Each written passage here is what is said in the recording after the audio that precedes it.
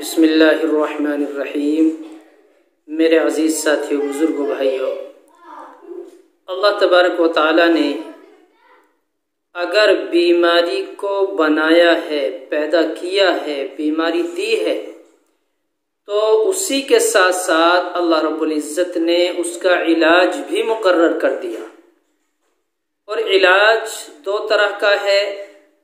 ایک علاج جسمانی ہے اور ایک علاج روحانی ہے، دوائیوں کے ذریعے سے ہے اور وظائف دعاؤں کے ذریعے سے ہے۔ اگر کوئی بندہ مجنون ہو جائے، جنون اس کو ہو جائے، جنون کے مرض میں مبتلا ہو جائے، کہتے ہیں بعض لوگ بھئی یہ تو بالکل مجنون ہو گیا، یعنی اس کو اپنا بھی معلوم نہیں، دوسروں کی بھی خبر نہیں، اس کے دماغ کا توازن بگڑ جاتا ہے،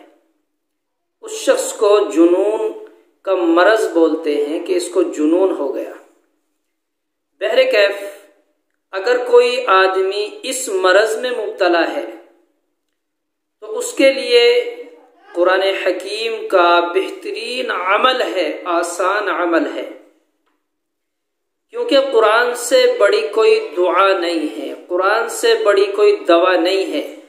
قرآن کی آیتیں اول ہیں، اس کے بعد حدیث ہے، اس کے بعد اور دیگر دعائیں ہیں۔ اگر کوئی آدمی مجنون ہو جائے تو اس کے لیے یہ عمل ہے، دھیان سے سنیں، توجہ سے سنیں۔ سب سے پہلے 7 نلوں کا پانی لیں گے، سب سے پہلے 7 نلوں کا پانی لیں، اس کے بعد سورہ جن کی ابتدائی آیتیں رشدہ تک، سورہ جن شروع سے لے کر قل اوحی الی انہ استمع نفر من الجن سے لے کر رشدہ تک، رشدہ تک 7 مرتبہ پڑھیں۔ 7 نلوں کا پانی لیں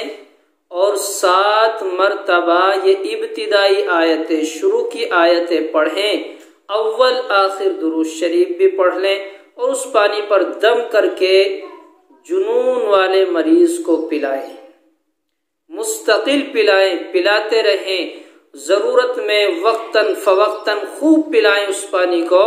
اور وہ پانی تھوڑا سا ہاتھ پر لے کر اس کے چہرے پر پھیر دیں، اس کے ہاتھوں پر پھیر دیں، گردن پہ، کبھی کبھی اس سے وضو بنا دیا جائے، کبھی کبھی اس کو ایسی جگہ پر اس کے جہاں پانی سوکھ جائے اس کے ہاتھوں پر دور تک، پیروں تک مل دیا جائے۔